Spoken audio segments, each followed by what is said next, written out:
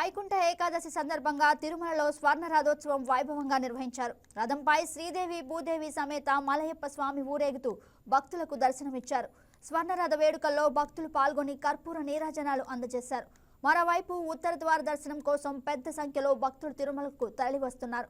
దీంతో కొండపై రద్దీ నెలకొంది. రేపు వైకుంఠ ద్వాదశి సందర్భంగా సుదర్శన చక్రతాల వరకు చక్ర స్నాన మహోత్సవం నిర్వహిస్తారు.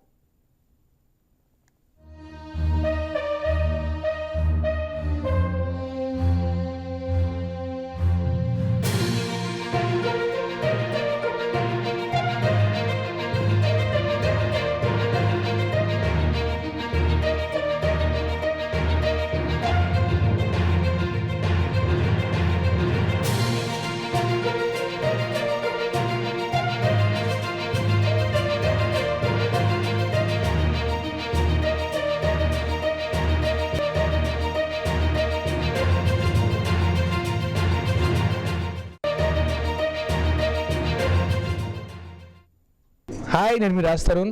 Please subscribe to YK TV. This is Viraj Ashwin.